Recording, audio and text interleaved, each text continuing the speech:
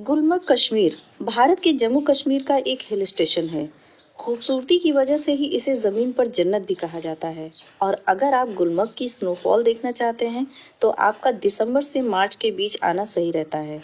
इन 4 महीनों में गुलमर्ग में खूब स्नोफॉल होती है और जब यहाँ हैवी स्नोफॉल होती है तो लगभग 3-4 फीट तक बस स्नो ही स्नो होता है और स्नो लवर्स इस स्नो को अपने अपने तरीके से एंजॉय करते हैं। गैस 2024 के जैन की फर्स्ट एंड सेकेंड वीक में गुलमर्ग कश्मीर जाने वाले स्नो लवर्स के लिए बुरी खबर है, क्योंकि अभी तक यहाँ सिर्फ 2 से 4 इंच तक ही बर्फ है। जिन्हें हैवी स्नोफॉल वाला ब्यूटीफुल व्यूज देखना हो वो लास्ट जैन तक आए तो बेहतर है, क्योंकि इस साल 2024 में पिछले सालों की तरह स्नोफॉल नहीं हो रहा है। बट जो टूरिस्ट पहुंच चुके हैं वो अपनी तरीके से एंजॉय कर रहे हैं। कुछ टूरिस्ट यहाँ के लोगों की तारीफ कर रहे हैं तो कुछ यहाँ के ट्रेडिशनल फूड की।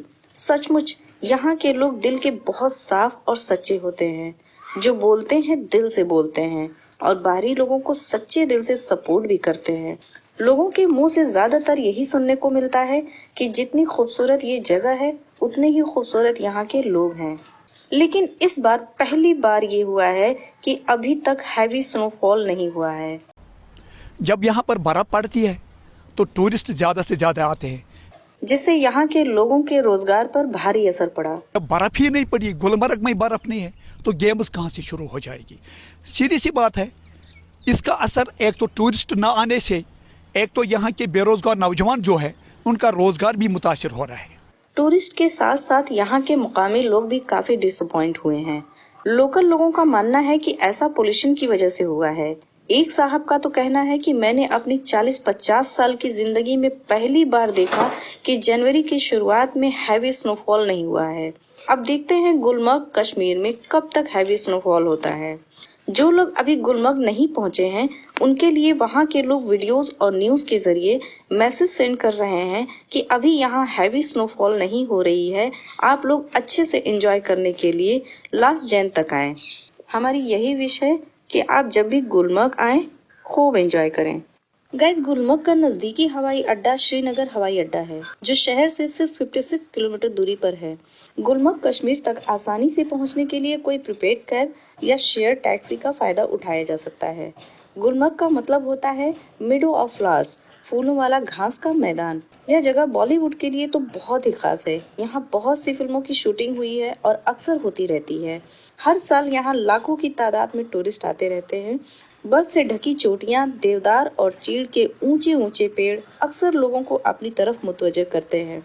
कश्मीर से तकरीबन 55 किलोमीटर की दूरी पर लोकेटेड गुलमर्ग कश्मीर में दुनिया का सबसे बड़ा गोल्फ कोर्स भी है।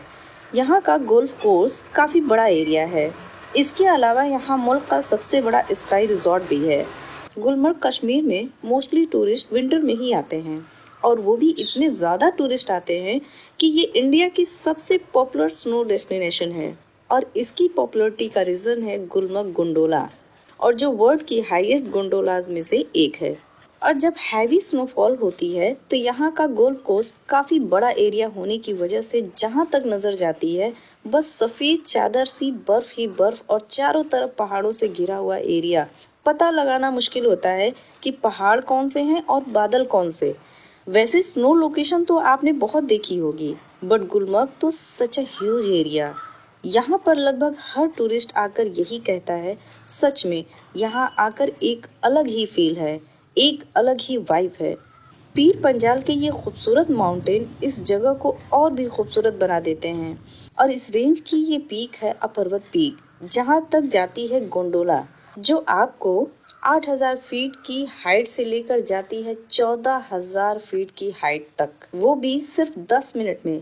लेकिन ये पूरी जर्नी 2 फेज में पूरी होती है, जिसमें से 8,000 फीट से 10,000 फीट की हाइट तक जाती है फर्स्ट फेज गोंडोला, और फिर सेकेंड फेज गोंडोला अपर्वत पीक के टॉप तक, यानी 14,000 फीट की हाइट तक। अगर हैवी स्नोफॉल होती है तो फर्स्ट फेज में ही यानी 10,000 फीट की हाइट पर जाकर आपको ऐसा लगेगा जैसे आप आइस एज में आ गए हों। कंप्लीटली वाइट एरिया, कोई आसमान नहीं, कोई जमीन नहीं, ओनली वाइट एंड वाइट। और जब आप सेकेंड फेज में 14,000 फीट की हाइट पर पहुंचते हैं तो एक अलग ही फीलिंग से रूबरू होते हैं। ऐसी खूबसूरत फीलिंग जिसे जिंदगी भर भुलाया नहीं जा सकता। यहाँ पर क्लाउड ऐसे दिखते हैं जैसे फ्लाइट से दिखाई देते हैं।